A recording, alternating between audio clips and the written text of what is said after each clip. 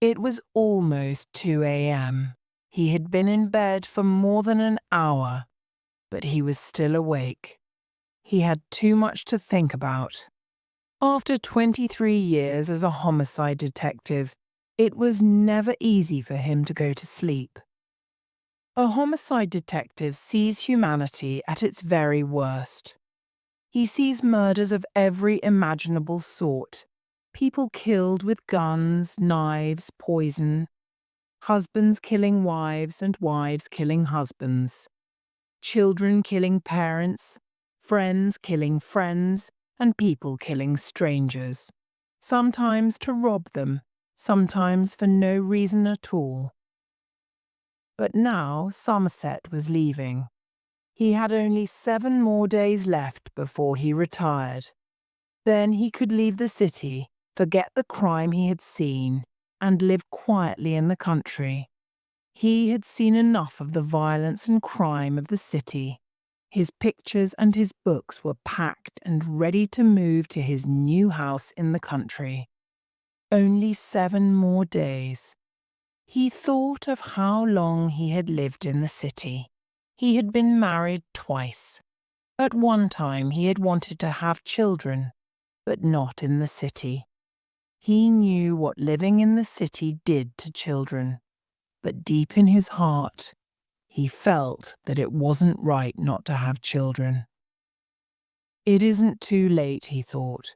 45 isn't too old to have children. He still might meet someone. It was possible. Anything was possible once he got the hell out of here. Suddenly his stomach was tight. Was he making a mistake? He'd lived his whole life in the city. What if he hated the country? He tried to stop himself thinking and go to sleep. It will all be okay, he told himself. Only 7 more days of crime, of the noise and mess and violence in the city, and then his life would start all over again. That afternoon he had visited the house he was buying in the country. The house was old and needed some fixing, but he liked it. On the way back, he closed his eyes and started to breathe more deeply. In the morning, the phone woke him from a deep sleep. There had been another murder. As he got out of bed, he wished he didn't care as much as he did. It would make the next 7 days a lot easier. When Somerset arrived at the crime scene, the workers from the police department were taking photographs and looking for fingerprints. The body was on the floor in a body bag, waiting to be taken out. There was a lot of blood on the wall and a gun on the floor next to the body. The neighbours heard them screaming at each other, said a policeman. The man who lives in the back said it was going on for about 2 hours, which wasn't unusual with these two. A young man with short hair and a black leather jacket came into the room. "Detective Somerset?" he asked. "I'm David Mills. Today's my first day on homicide." Somerset shook his hand, but said nothing. Mills watched him walking around the room. Somerset was a thin, middle-aged black man with heavy bags under his eyes and a sad face. Everyone at the precinct had smiled when Mills said that he was going to start working with Somerset. Mills wondered why. "Where was your last job?" Somerset asked him. "Springfield. It's up north." "How many homicides you get a year up there?" "Oh, about 60 or 70. We get that many a month here." "Yeah, but we only had 3 homicide detectives up there." Mills didn't want to get into a fight in his new job, but he had left Springfield because he thought that it was too small and unimportant. He wanted to do real detective work. He wanted to feel that he was doing something that mattered. Somerset thought Mills must be a fool for wanting to work in the city. "For the next 7 days," he said, "I want you to remember that you're not in Springfield." Early the next morning, Mills was awake, sitting up in bed. Tracy, his wife, was asleep by his side. She didn't like the city with its noise and dirt and crime. Mills studied his wife's face. There was always something about Tracy's face. She had big eyes and a small mouth that reminded him of a child. He thought that it made her more beautiful when she smiled. But she didn't smile so often now that they had moved to the city. Her face always looked worried. Even in her sleep she worried. Maybe this move is a big mistake, thought Mills. Maybe Somerset is right. Maybe Springfield is a better place. No, he thought. He was right to move, but he was happy that Somerset was retiring. He understood why everyone at the precinct wanted him to go. The phone rang. Tracy jumped up. "What is it?" she cried. Mills picked up the phone before it rang twice. "It's okay," he said. "It's only the phone." It was Somerset. "Meet me at 377 Baylor Street," he said. The way he spoke annoyed Mills. "What have we got?" he asked. "Possible homicide," said Somerset, and hung up before Mills could ask anything more. Outside the apartment block on Baylor Street, Somerset was already waiting when Mills arrived. "We'll need some lights," said Somerset. "The electricity is off inside." "Any guess about the time of death?" Mills asked Somerset. "No, but it seems he's been sitting with his face in a plate of spaghetti for 45 minutes now." Inside the apartment, there were dirty pots and dishes and open cans and boxes of food everywhere, and there were insects feeding on the garbage. The smell was terrible. A very fat man was sitting at the table with his face in a plate of spaghetti. They had never seen anyone as fat as this man. Somerset saw that his hands and feet were tied. He couldn't understand what had happened. Then the medical examiner came into the room. He took no notice of the detectives. "Do you think it was poison?" asked Mills. Instead of answering, the doctor lifted the man's face out of the spaghetti. "He's dead," he said. "We know that for sure. Point that light you're holding at his mouth." "What do you see?" Somerset pointed the light and looked closer. "There are little blue pieces around his mouth, see?" "Yeah. So what is it, Doc?" "Don't know. I never saw anything like that before." He let the man's head back down into the spaghetti. The dead man's name was Peter Eubanks. The body was in the medical examiner's room, where Mills and Somerset were talking to the doctor. Eubanks had always been heavy, but not as heavy as he was when he was found dead. 304 pounds. The doctor said some of his bones were bending under the weight. Mills wondered whether the man died of poison, but the doctor didn't think so. He explained why, showing Mills parts of the inside of the body, which was cut open for examination. Mills had to make himself look. "Are you saying that he died from eating too much?" Mills asked. "Yes, I think that's exactly how he died." "What about these marks on the back of his head?"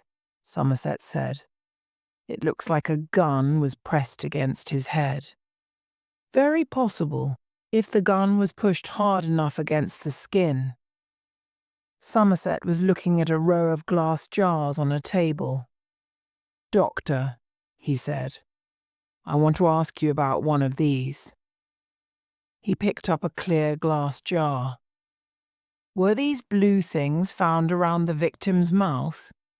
"No." The doctor picked up another jar. "These are the ones from around the mouth. Those you're holding I found in the stomach." "Any idea what this stuff is?" The doctor shook his head. "I have no idea." He covered the victim's body. Now he had more work to do. 4 bodies came in this morning, the doctor said. So we've been very busy here. Let me know as soon as you find out anything about this blue stuff, will you, Doc? Said Somerset as he went out. Back at the precinct house later that afternoon, the captain was sitting at his desk, reading the papers on the Fat Man case. The victim no longer had a name. He was just the Fat Man.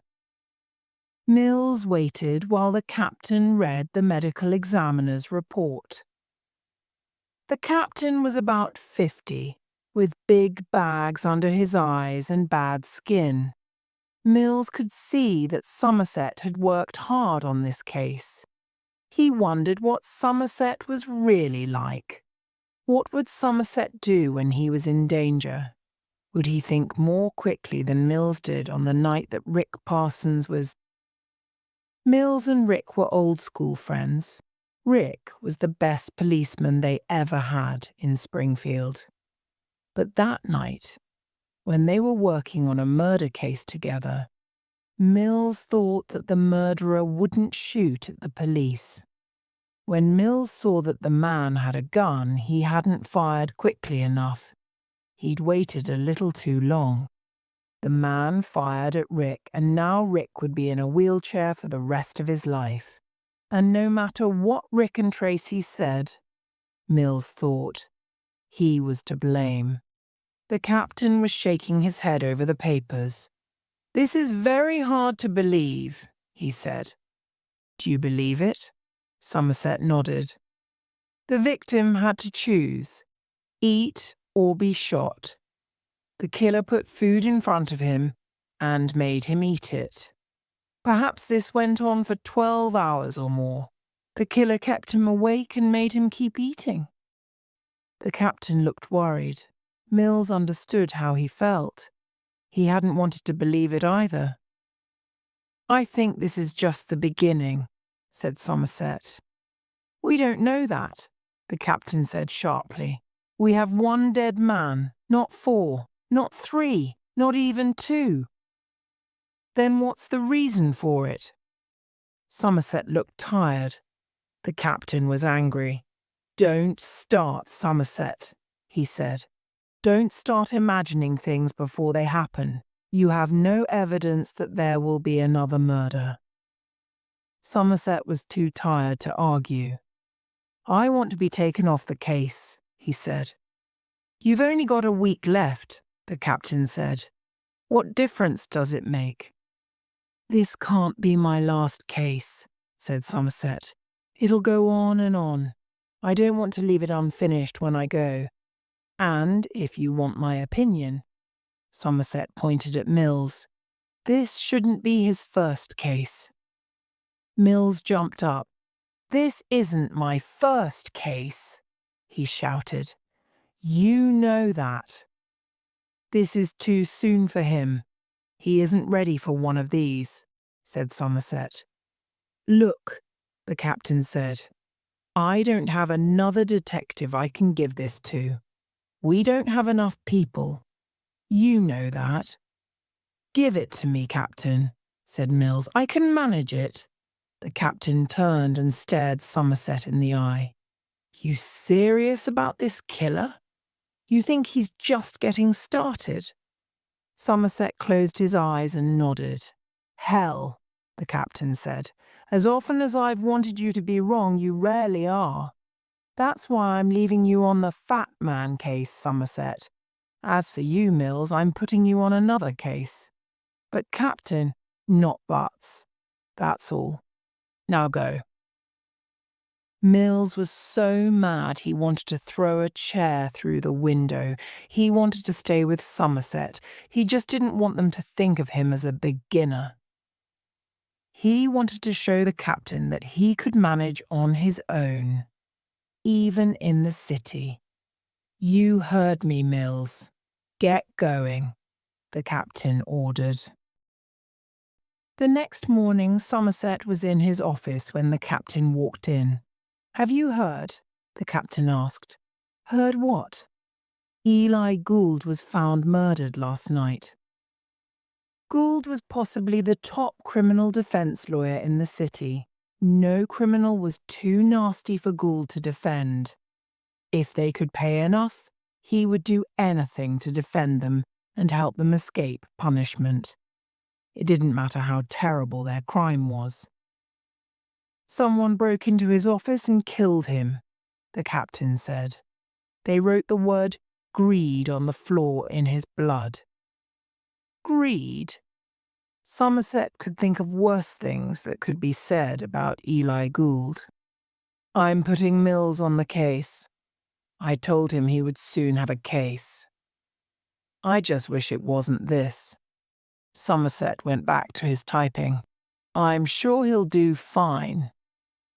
The captain was shaking his head and looking doubtful.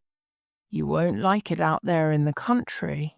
You know you're not really leaving. You only think you can leave. I can't live here anymore, said Somerset. I don't understand this place anymore. People used to kill somebody for a purpose, even if it was a stupid purpose. Now they do it for the hell of it, just to see what will happen. The captain let out a deep breath. I hear what you're saying. It's just that I don't want to lose you. They don't make detectives like you anymore. You've got Mills. He'll be okay, but he won't be you.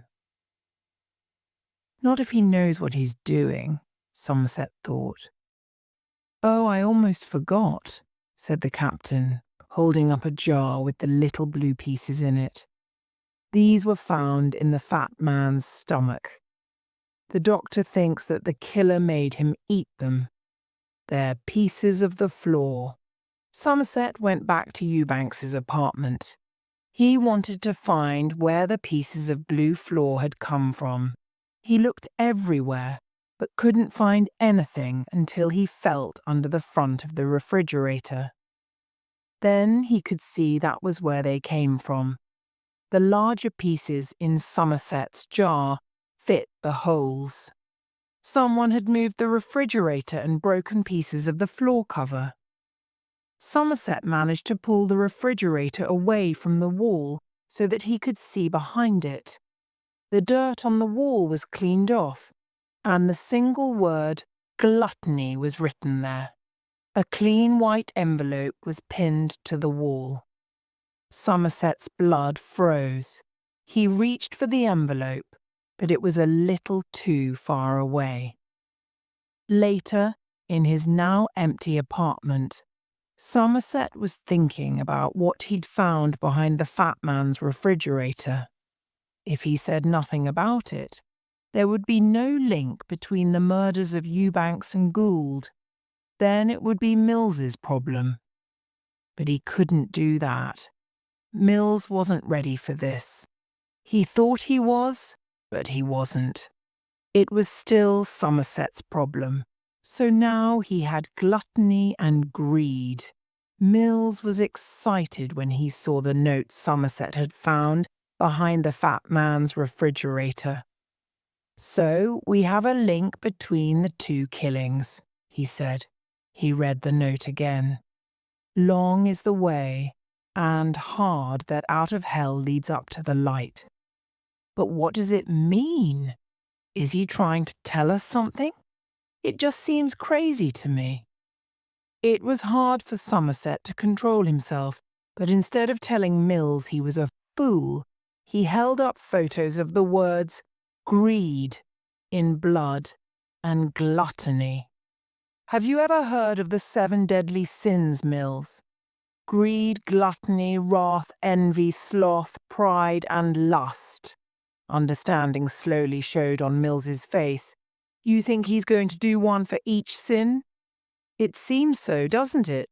Oh no, Mills was shocked. So we do have a link.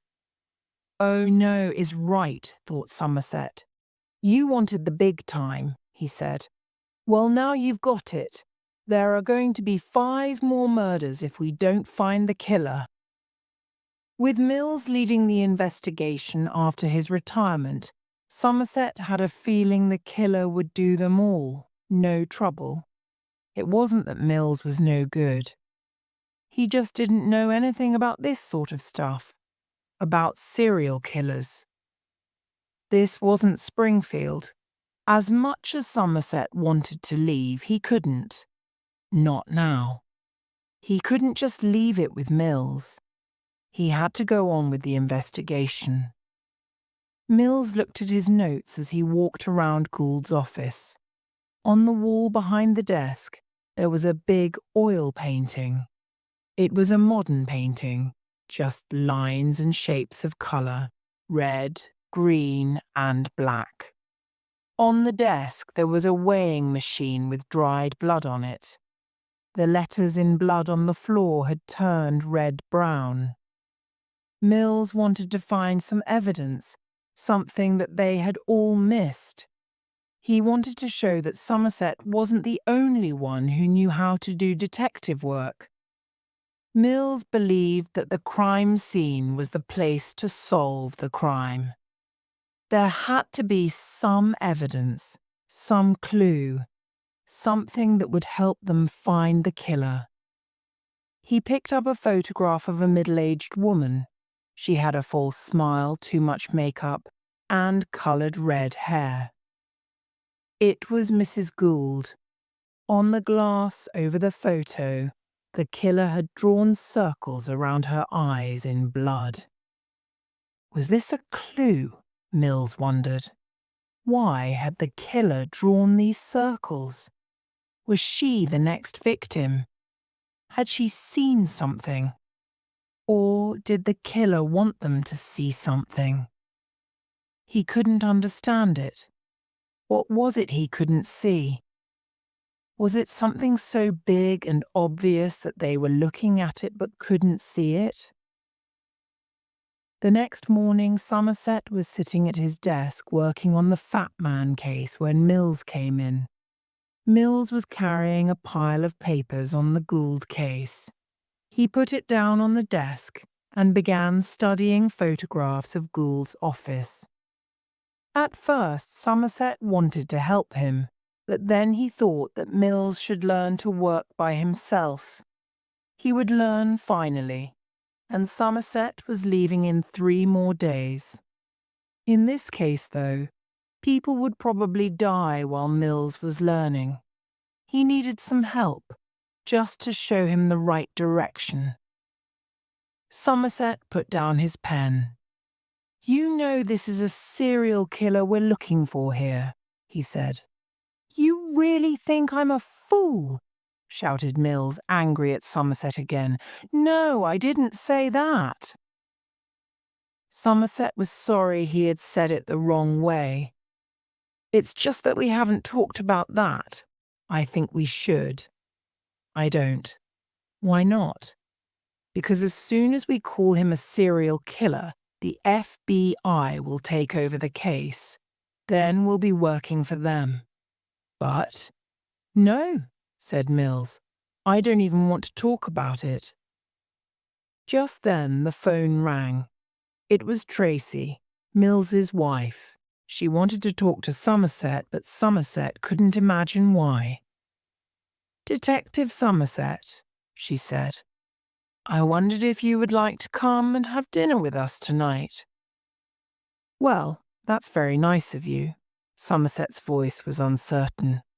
"I'm a very good cook," she said, "and I've heard a lot about you. I would like to meet you before you leave." Later that evening, Mills seemed uncomfortable as he and Somerset walked up the stairs to Mills's apartment. Somerset knew that Mills didn't like the idea of dinner together, but he wasn't sure why. In the dining room, the table was carefully prepared for 3. A young woman came out of the kitchen. "Hello, men," she said quietly. Somerset thought that she had a pretty smile. "Hello, Tracy," he said. "Nice to meet you." "Please sit down," Tracy said. "Can I get you something to drink?" "No, thanks. I'm fine just now." Somerset took off his jacket. He nodded toward the kitchen. "Smells good," he said. Tracy was staring at Somerset's gun. He could see that it made her nervous. "I never wear a gun at the table," he said, taking it off. "It isn't polite." Tracy tried to laugh. "You know," she said, "no matter how often I see guns, they still make me nervous." "Me too," said Somerset, putting his gun into his jacket pocket. "I hear you two were friends at high school," Somerset said. "Yes," said Tracy. "I knew then that this was the man I was going to marry." "So you're really an old married couple if you count up the years," said Somerset. "Yeah, I guess so," she laughed. Tracy put a dish of lasagna on the table and poured wine into their glasses. "Why aren't you married?" she asked as she sat down. "I was married twice." Somerset looked thoughtful as he drank a little wine. "Somehow it didn't work, though." "That surprises me," she said. He laughed. "People soon find that I'm not easy to be with," he said. "Just ask your husband." Mills smiled. "He's right about that." Later, with the table cleared and Tracy asleep, Mills and Somerset were studying the photos of Gould's office. "I think I'm missing something," Somerset said. "How do you think Gould was murdered?" "Well, the way I see it, the killer got into the office before the building was closed on Friday. Gould's body was found on Tuesday morning. The building was closed all day on Monday, which means that the killer was probably with Gould all day Saturday, all Sunday, and even Monday." Mills picked up a photo of Gould's body in the high-backed leather chair. "Gould was undressed and tied up," he went on, "but one arm was left free. Now the weighing machine on the desk that didn't belong to Gould. The killer brought it in. He gave Gould a sharp knife and made him cut out a piece of his body and weigh it. There was this note." He picked up a photo and gave it to Somerset. "Look at this." Somerset read the note. 1 pound of meat, no more, no less. His face was hard. Saturday, Sunday, Monday. He wanted Gould to take his time, to sit there and think about it. What do you do when there's a gun in your face? "Right." Mills picked up another photo. It showed the picture of Mrs. Gould with the eyes ringed with blood. "This is a photo of Mrs. Gould," he said. "If the killer's telling us she saw something, I don't know what it could be. She was out of town when it happened. What if it's not something she's seen, but something she could see, but she hasn't had the chance yet? Yeah, but what is it she's supposed to see?" Somerset shook his head. "Only one way to find out," he said. "Mrs. Gould was in a safe house, guarded by the police. When Mills and Somerset walked in, Mills thought that it looked like a place where someone might go to kill himself. Mrs. Gould was sitting on the bed, crying. "I'm sorry to come here so late, Mrs. Gould," Mills said, "but it's all right. I haven't slept since—" She began to cry again, holding her hand over her mouth as if to stop herself. Mills took out the photographs. "Mrs. Gould," he said, "I need you to look at these again and tell me if there's anything that seems strange or in the wrong place, anything at all." But she wouldn't look. "I've looked at them 1,000,000 times," she said. "I don't want to see them again, ever." Mills hated to see women cry, but he knew he had to do this. "Please, Mrs. Gould, anything at all. Take your time, please." "There's nothing there," she said. She wouldn't look at the photos again. "There's something there that we're not seeing," said Mills. "You're the only one who can help us now. We need your help. if we're going to get the person who did this. All right, she said. She took the photos and started to look at them, but too quickly, Mills thought. She stopped at one picture and looked again. What do you see? Asked Mills. The painting, she said. The photo showed the desk with the big modern oil painting on the wall behind it. What about the painting? Mills asked. She looked up at him as if he had done something wrong. Why is it upside down? She asked. Somerset took the photo from the woman's hand and looked at it. Upside down, he said. Mills and Somerset went straight to Gould's office. Somerset looked up at the painting. You sure our people didn't move it? Even if they did, the photos were taken first. Somerset took the painting off the wall. Mills thought there would be another message behind it written in blood, but there was nothing. I don't want to think about the sleep I'm missing because of this, he said. There's nothing here. He's playing with us. Somerset thought that Mills was probably right. But there must be something here, he said. He was staring at the wall where the picture had been. What is it? Mills asked. Quiet. I'm thinking. This made Mills angry. Did Somerset think that he was really a fool? Somerset took out a brush and a small box. Standing on a chair, he began to brush the wall with fingerprint dust. Do you know how to do that? Mills was doubtful, but Somerset kept on working. Mills tried to be patient, but he wanted to see what Somerset had found. What is it? What do you see? Nothing, right? Wait, just wait, said Somerset, still working. Finally, he moved away and Mills got a good look at what he had found. Written in fingerprints as clear as ink was, "Help me." Mills couldn't believe what he saw. He looked at Somerset in surprise. This guy really is good, he thought. Somerset needed to know if the fingerprints he had found matched those of a known criminal. He and Mills watched the computer operator as he began to search. I've known this to take as long as 3 days, the operator said. So why don't you wait outside? Outside the computer room was an old sofa. Somerset sat down and looked at his watch. It was 1:20 a.m. Mills got a can of Coke from a machine and sat next to Somerset. You think our guy is crazy and asking for help? Is that his problem? Mills asked. No, I don't think so. It doesn't fit. I don't think he wants us to stop him. Not until he's finished. I don't know.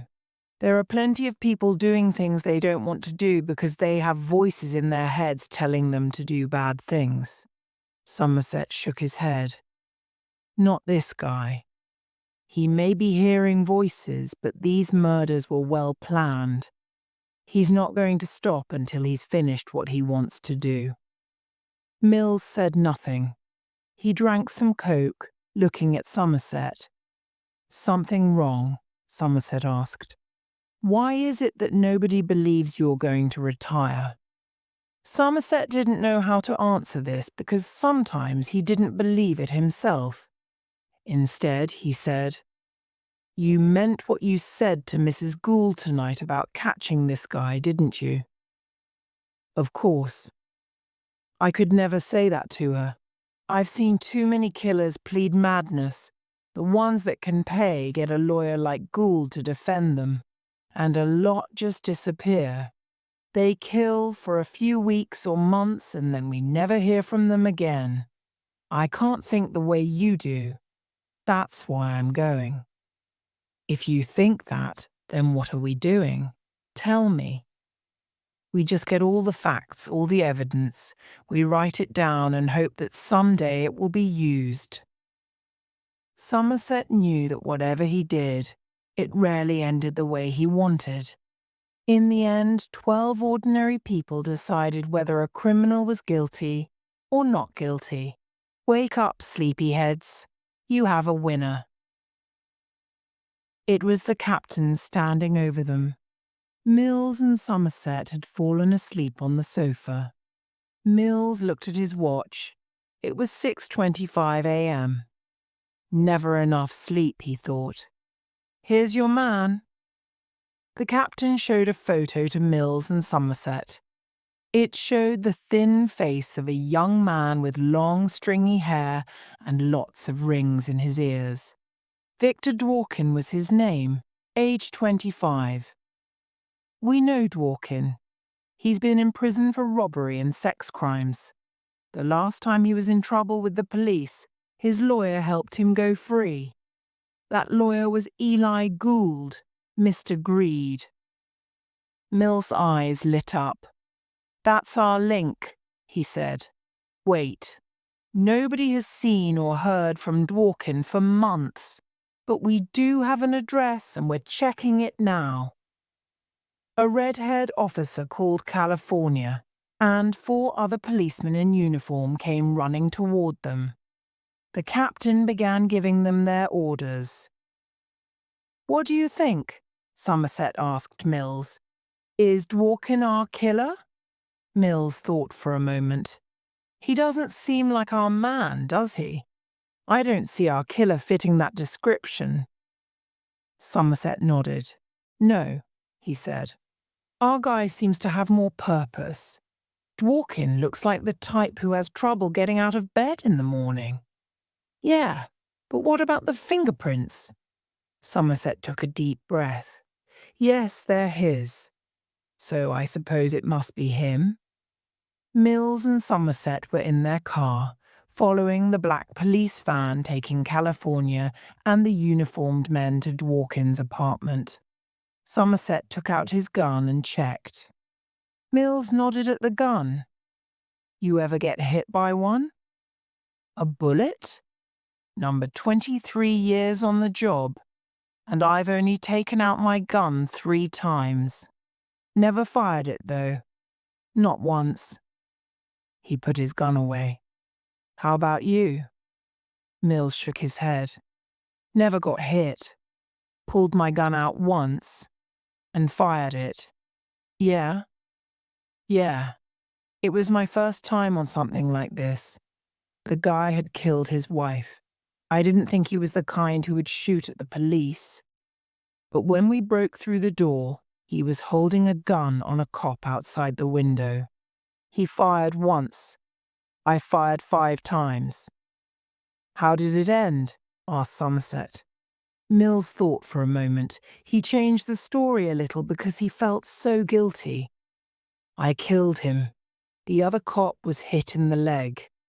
He wondered if he should tell Somerset what really happened to Rick that night. So, how did it feel? Killing a man? I thought that it would be bad. You know. But that night I slept well. But that was only because he hadn't known about Rick then. Later, when he knew that Rick would never walk again, he didn't sleep so well. He still didn't. Somerset was thoughtful for some time. Then he said, Well, I've been lucky so far. I never killed anyone. Mills just nodded. Would today be like that night, he wondered. Would Somerset get shot because Mills was too slow? No way, he thought. He wasn't going to let that happen again. The van stopped in front of them. This was Dworkin's apartment block. The uniformed police ran into the building. Somerset and Mills followed them in. Mills's mouth was dry. It had been just like this when Rick was shot. He pulled out his gun as they climbed the stairs. On the 3rd floor, they stepped over a man who was so drunk he couldn't move. Then they got to Dworkin's apartment. California waved everyone back to make room for the 2 men breaking down the door. Move! California shouted as the door broke open. Police! he shouted as he pushed through the broken door, holding his gun. "Police officers!" When Mills finally got inside, he saw that the apartment was small, dirty, and very dusty. The uniformed cops were everywhere. "In here!" California shouted. Mills moved fast to get into the bedroom first. There was a body under a dirty sheet, lying on a small bed. California moved slowly toward it, his gun in both hands. Mills had both hands on his gun too. All he could think of was that Dworkin might have a gun under the sheet. He might shoot California just as Rick had been shot. "Good morning," California shouted. The body didn't move. "Get up," California shouted again. "I said get up." Now, Somerset looked in from the door. There was a terrible smell inside. SLOTH was written on the wall above the bed. California lifted the sheet. Then everyone could see that Dworkin wasn't going to shoot. The body was tied to the bed. It was so thin that there seemed to be nothing but skin and bones. A bandage was tied over his eyes. Somerset took out a photo of Dworkin. "Is it him?" Mills asked. "Yeah, it's him." California pointed with his gun at the man's right arm. The hand had been cut off at the wrist. Mills kept shaking his head. He couldn't believe what he saw. "Oh, no, no," he was saying. One of the policemen showed Somerset some photos pinned to the wall. They showed Dworkin tied to the bed. Each one had the date written under it, and in each one the body was thinner. "There are 52 of them," the policeman said. "I counted." Somerset pointed to the date on the first photo. "Exactly 1 year ago today," he said. "What kind of man is this killer?" Suddenly a loud noise came from the body. California jumped back and fell over a chair. "He's alive!" he shouted. Dworkin's mouth was open and his lips moved a little. A strange sound came from his throat. "He's alive!" said California again. "Get an ambulance." Now. Somerset and Mills were back in the office that afternoon. Somerset looked as if he had the weight of the world on his shoulders. It annoyed Mills. Somerset wasn't the only cop on this investigation. "I want to catch him too," Mills said. "You know that. I want to hurt him." Somerset picked up some papers. "Did you read this?" he asked. The money toward Dworkin's apartment was paid regularly. The killer planned and worked hard to keep Dworkin alive so long. Exactly a year to the day. And he paid for his apartment. He knows what he wants to do. And he's patient. Somerset remembered the note he had found. Long is the way and hard. And the 7 deadly sins? Somerset liked to read books. Perhaps the killer did too. That gave him an idea. He took Mills with him to the public library. Somerset seemed to have friends everywhere. In a short time, he had a computer list of people who had borrowed books on subjects like crime, sin, the church, homicide, anything that would interest the killer. They sat in Somerset's car and checked the list. Mills thought they were wasting their time. "You got a better idea?" asked Somerset. "Maybe this is one we should check," said Mills, suddenly sitting up. "This guy's had," he counted, "over 30 of these titles." "What's the name?" "You won't believe it," said Mills. "John Doe." Somerset started the engine. "What address?" he said as the car pulled into the street. John Doe's apartment was on a narrow street in a poor part of the city. They took the elevator to the 6th floor. Doe's apartment was in the front of the building, but Somerset thought that even if he had seen them coming, Doe wouldn't know who they were. Mills knocked hard on the door. Somerset heard a noise, but it didn't come from inside the apartment. He turned and saw a dark shape in the shadow of a door. Then he saw the gun. "Mills!" he shouted. They both hit the floor at the same time. The noise hurt Somerset's ears. Big holes appeared in the door of Doe's apartment. Hollow bullets, thought Somerset. He imagined Mills getting shot. He would have to tell Tracy. But Mills had pulled his gun and run after Doe before Somerset could even think of stopping him. Be careful, he thought. He was worried for Tracy. Somerset followed Mills down the stairs. Doe was standing on the floor below, his gun in his hand. Mills jumped back just as Doe fired. The bullet hit the wall close to Somerset. Mills waited for another shot. Instead, he heard a door close. As fast as he could, he ran through the door and saw Doe running. Doe pushed a woman away and ran into her apartment. "Police!" Mills shouted as he followed Doe into the apartment. He saw Doe climbing through a window onto the fire escape. Mills ran to the window. Doe fired again, breaking the glass. When Mills looked again, he couldn't see Doe, but he could hear him running. Out on the fire escape, Mills ran and jumped to the ground. When he reached the street, he wanted to scream. There were people everywhere. In this crowd, he would never see Doe. Then, suddenly, impossibly, he saw him. Doe was waiting to cross the street, looking for a break in the traffic. Mills ran straight into the street.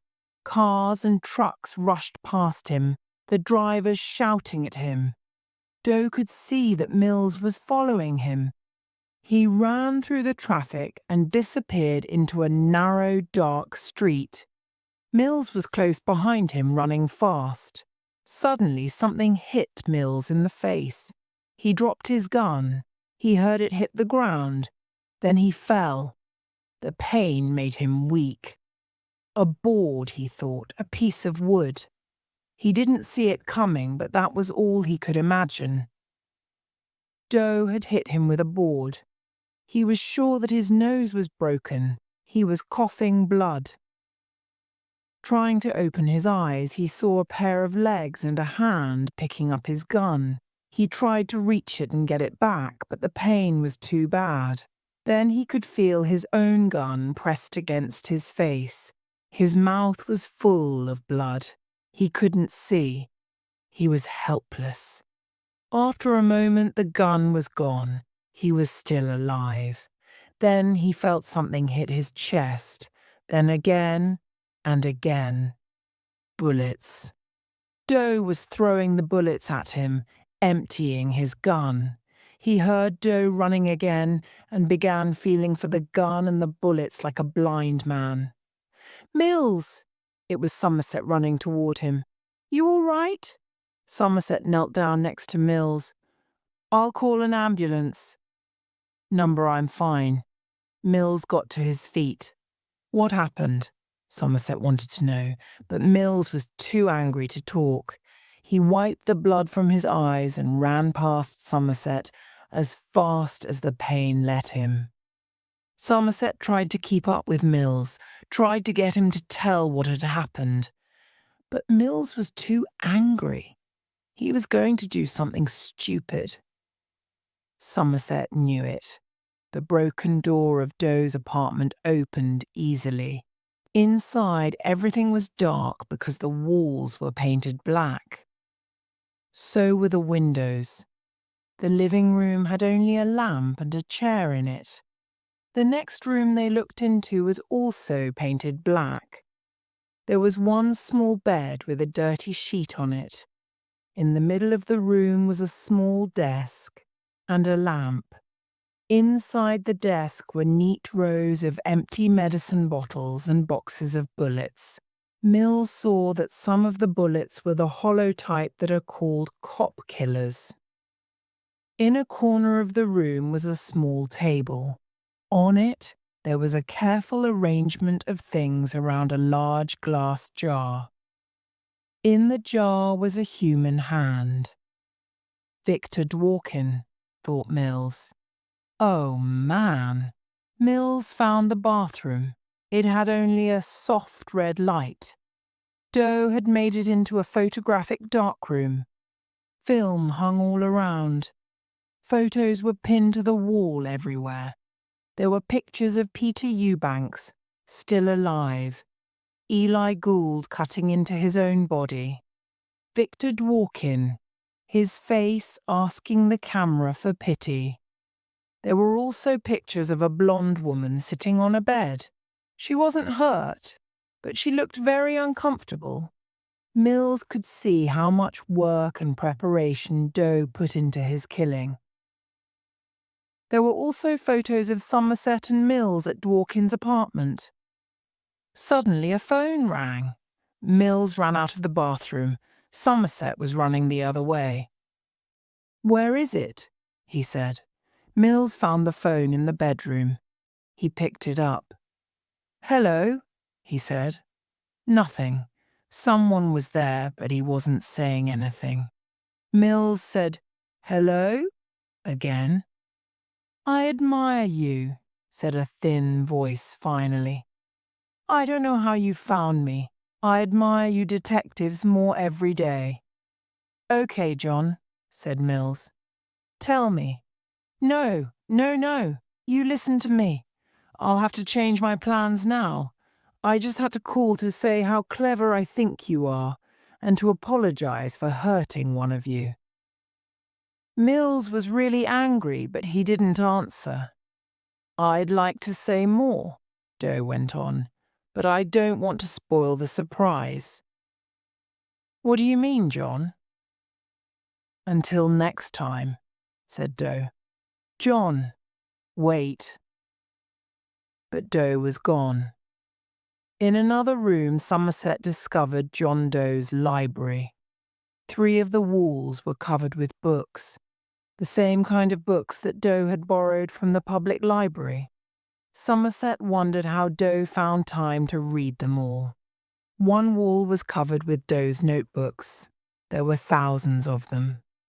Each one with about 250 pages, all filled with Doe's own writing and with photos and pictures cut from magazines.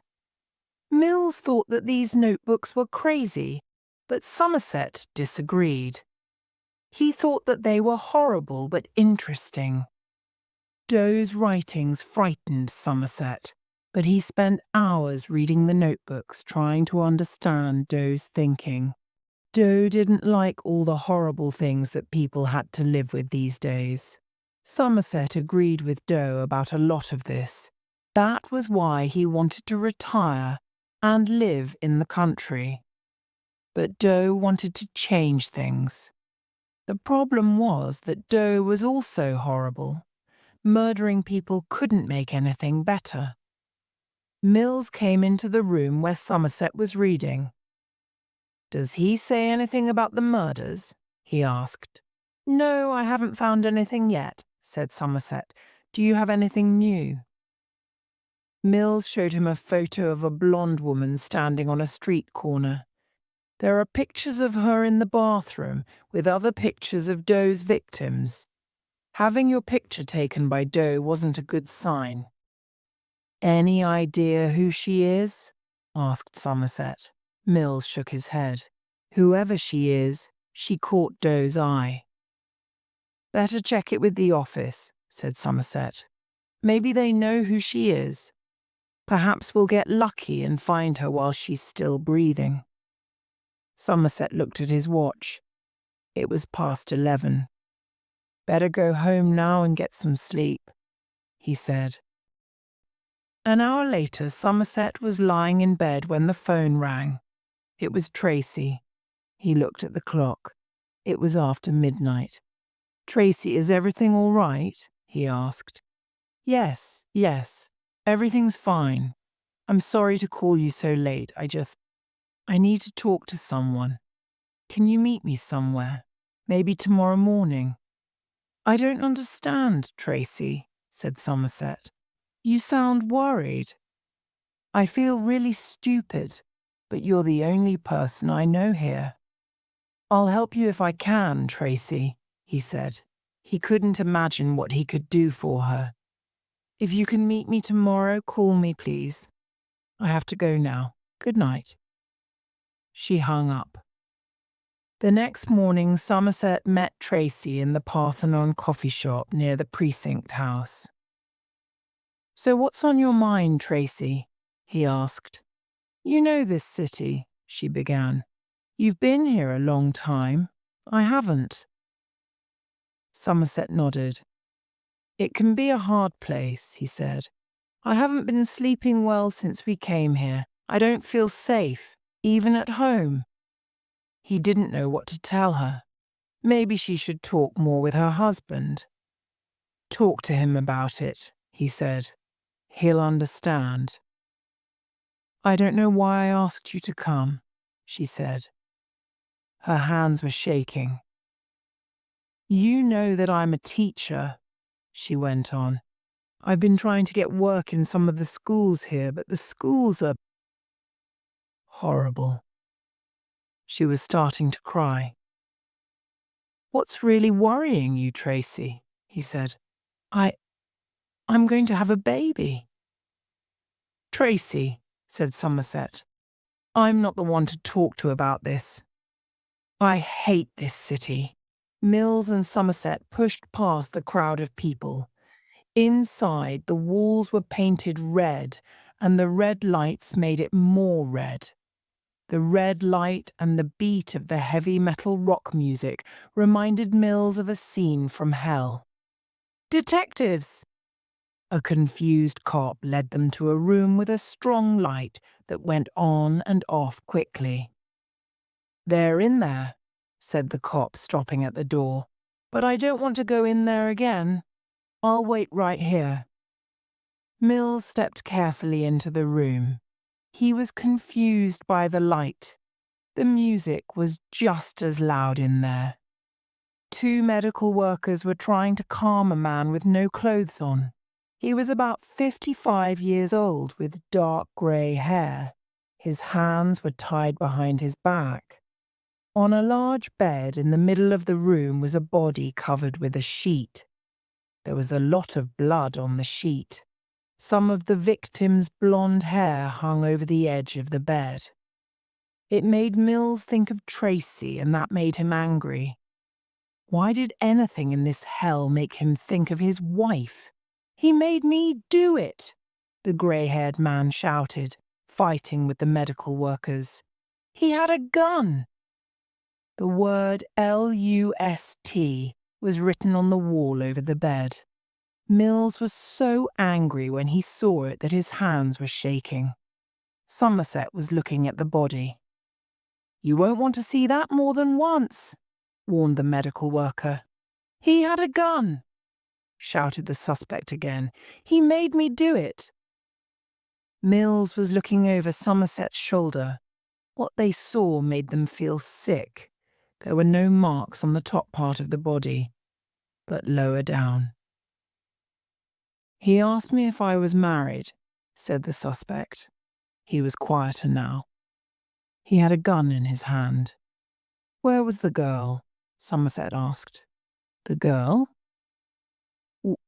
What do you mean? Was she on the street? She was on the bed. Sitting on the bed. Who tied her down? Somerset asked. You or him? He had a gun. A gun. The man was starting to cry. He had the gun in my mouth. Mills remembered the taste of the gun in his own mouth after Doe had hit him in the face. His stomach was turning over. He took out his notebook and turned to the page where he had written the 7 deadly sins. Another one down, he thought, his hands shaking. 3 more to come: envy, wrath, and pride. He looked at the blood on the sheet. What next? He thought. Holy God, what next? The phone woke Mills. He sat up suddenly. Tracy's nails were digging into his arm. David, what is it? Mills picked up the phone quickly. Hello? I've done it again. Mills's blood turned to ice. He knew that voice. It was John Doe. How did he get Mills's number? Doe, are you there? Talk to me. But it wasn't Doe. It was Somerset. Mills was angry. What's wrong with you, Somerset? He shouted. He looked at the clock by the bed. It was 4:38 in the morning. I just got a call from the officer guarding Doe's apartment, said Somerset. Doe called there and left the message you just heard. Is that all he said? Yes. We also found another body. Pride. Tracy looked worried. David, she said, what's happening? Mills's head was hurting. I wish I knew, he said. When Mills arrived at the new crime scene, the police department workers were already busy. Somerset and the medical examiner were in the bedroom. The first thing Mills saw were the words on the wall over the bed. Pride. Then underneath, I did not kill her. She was able to choose. Sitting up in bed was the body. Her face was bandaged. There was blood on the bandage. In one hand she held a small bottle. 2 red pills had fallen out onto the bed. The bed was crowded with soft, woolly animals. The doctor started to cut through the bandages around her head. Mills was afraid of what he was going to see. Somerset had found a photo of the victim. He showed it to Mills. Her name was Linda Abernathy. She was beautiful. The doctor took off the bandage. Her nose was gone. Mills had to look away. His stomach was turning over. He had to leave the room. The killer cut off her nose, said Somerset, and gave her the bottle of pills. She could choose to live without a nose or kill herself. Mills and Somerset drove back to the precinct house through the slow-moving traffic. As they got out of the car, a man got out of a taxi and followed them into the building. Excuse me, detective? Mills kept on walking. Detective! Mills turned around and almost fell over with surprise.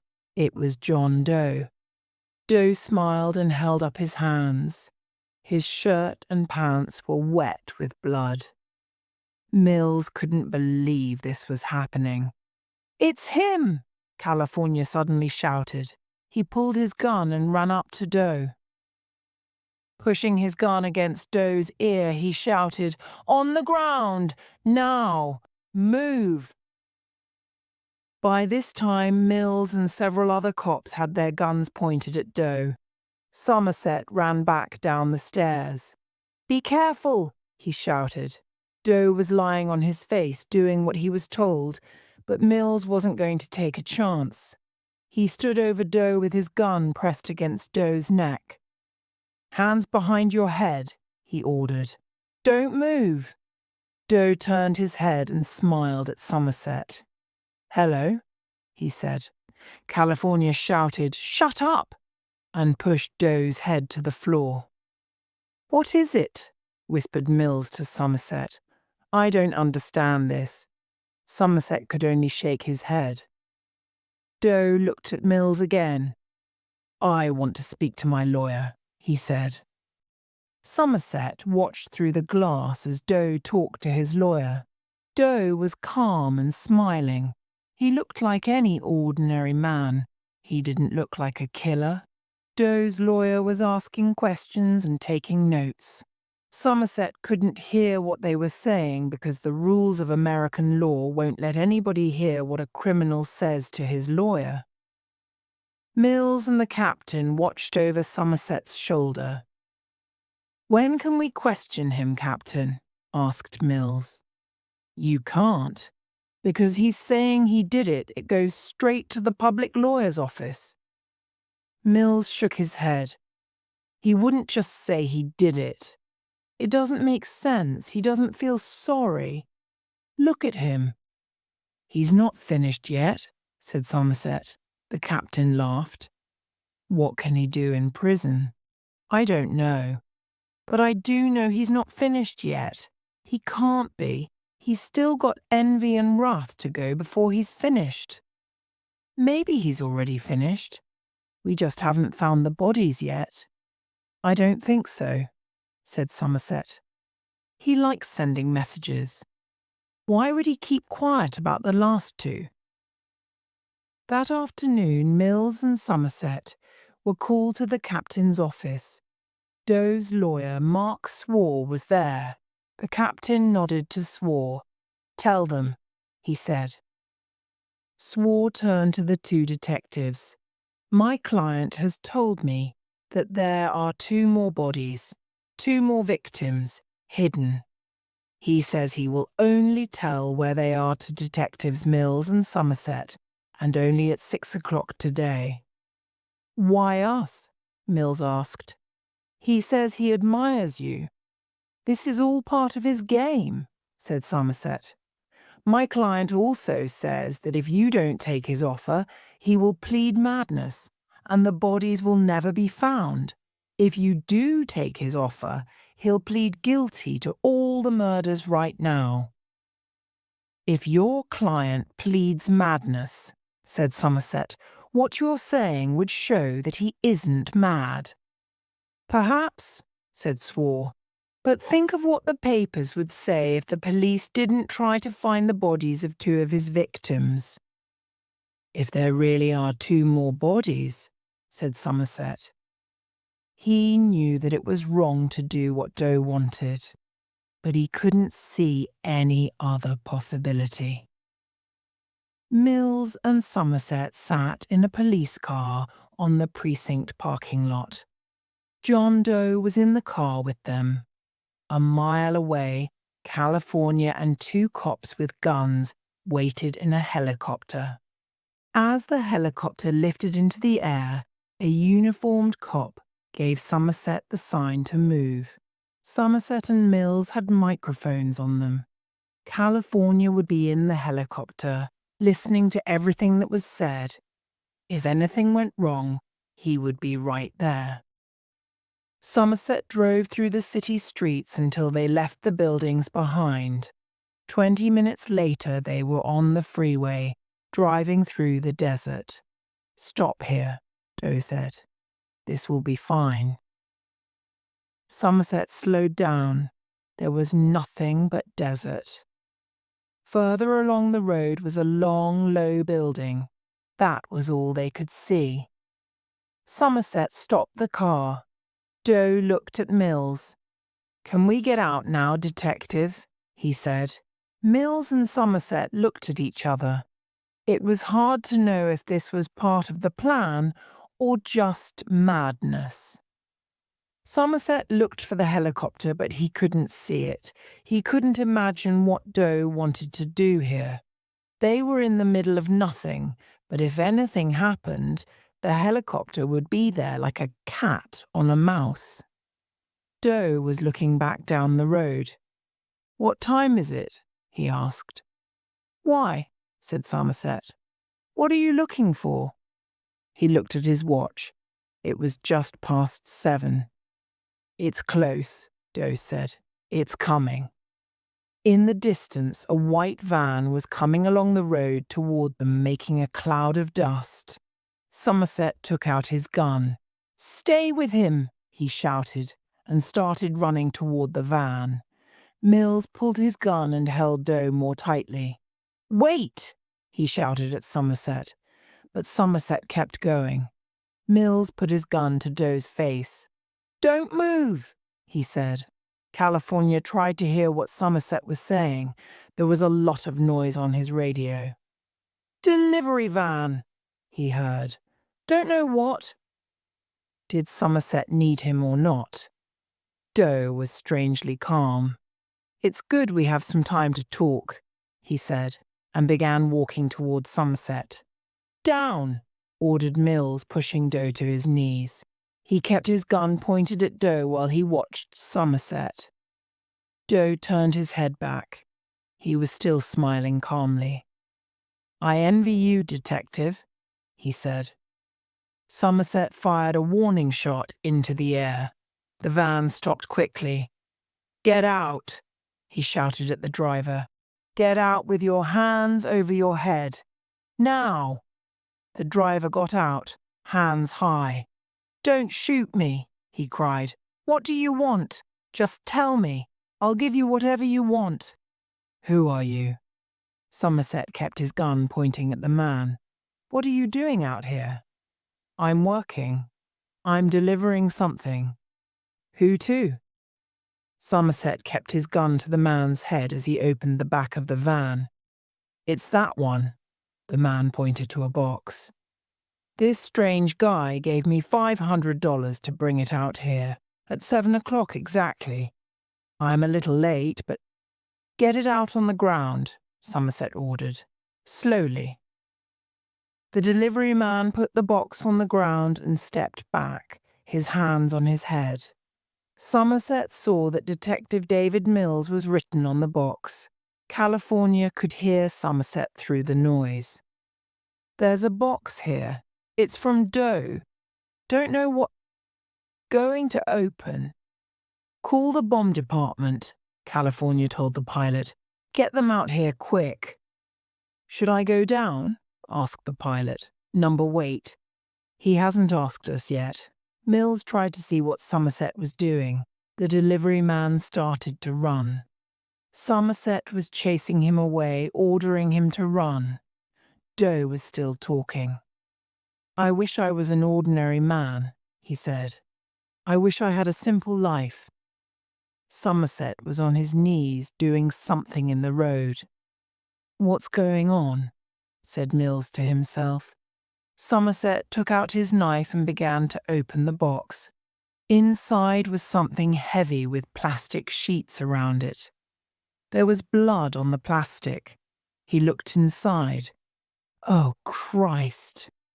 He fell back onto the ground, suddenly weak, not wanting to look, but he had to look. Oh, Christ, no! He felt sick. Mills could see that something was wrong. He pulled Doe by the shoulder. Get up! Stand up! Let's go! Doe tried to walk, but he couldn't move fast enough for Mills. You've made a good life for yourself, detective. Shut up and walk, ordered Mills angrily. Somerset took deep breaths to keep himself from falling. His legs were weak. He held onto the van, his stomach turning over. When he looked up, his eyes were full of tears and he couldn't see clearly, but Mills and Doe were coming toward him. Oh, God, no, no! Somerset, Mills shouted. What the hell is going on? Throw down your gun, Somerset shouted. What are you talking about? Mills shouted back. Doe was still talking. I'm trying to tell you how much I admire you. And your pretty wife, Tracy. Mills turned around fast. What did you say? Doe was smiling. Somerset ran up to Mills. Throw down your gun. That's an order. You're retired, said Mills. I don't have to listen to you. He moved closer to Doe, his gun pointed at the killer's chest. I visited your home this morning, detective, said Doe. You weren't there. I tried to play husband, tried to be a simple man, but it didn't work. I took something with me, though. Mills's face showed his pain and confusion. He turned to Somerset for some answers. Somerset held out his hand, his eyes filled with tears. Give me the gun, he said. I took something to remember her by, said Doe. Her pretty head. I took it because I envy your ordinary life, detective. It seems that envy is my sin. It's not true, screamed Mills, pushing his gun in Doe's face. Say it. It's not true. Somerset pulled Mills away. I can't let you do this, Mills. What's in the box, Somerset? Tell me. Somerset couldn't say the words. I just told you, detective, said Doe calmly. Shut up, Mills shouted. Become wrath. Doe wanted to make Mills more angry. Shut your mouth. Mills hit Doe across the face with his gun. This is what he wants, Mills. Can't you see that? Kill me, detective. He wants you to do it, said Somerset. Don't do what he wants. Murder a suspect, Mills, and you throw everything away. We'll say he tried to run and I shot him. We'll work out the details later. No one has to know. They'll get you, Mills. They won't care who he is. A cop who kills a suspect can't defend himself. Forget about it. You'll go to prison. I don't care. If you're gone, Mills, who's going to fight the fight? Don't listen to him, said Doe softly. Kill me. You're wrong, Somerset argued. Who will take my place if you're not here? Tracy pleaded for her life, detective, and for the life of the baby inside her. Mills looked confused. His hands holding the gun were shaking wildly. You didn't know? Doe looked shocked. Somerset was suddenly tired and weak. If you kill him, Mills, he wins. Doe closed his eyes, his hands held together in front of his face. Okay. He wins. Mills fired the gun, and the top of Doe's head flew off as he fell backward. Bloody pieces lay in the dusty road. Mills dropped his gun. He turned and started to walk, but only took a few steps before he fell to his knees, holding his face in his hands. Somerset looked at the body. A pool of blood spread from what was left of Doe's head. Somerset closed his eyes. He didn't want to see any more. 2 hours later, Somerset was still there. There was a circle of police cars with their headlights shining on the crime scene. They had taken Mills away more than an hour ago. The captain walked over to Somerset. It's over, he said. Go home. What happens to Mills now? Somerset asked. We'll get him a good lawyer, but he'll go to prison. No doubt about that. So Doe did win. He got 7, 8, if you count Mills. 9, actually, if you count the baby. Somerset had a hard time saying it. Go home, the captain repeated. You're retired now. I've changed my mind. I'm staying. I don't want to retire. Are you sure? I'm sure. He opened his car door. See you Monday, he said. He knew he could never leave now. With Mills gone, someone had to stay to fight the fight.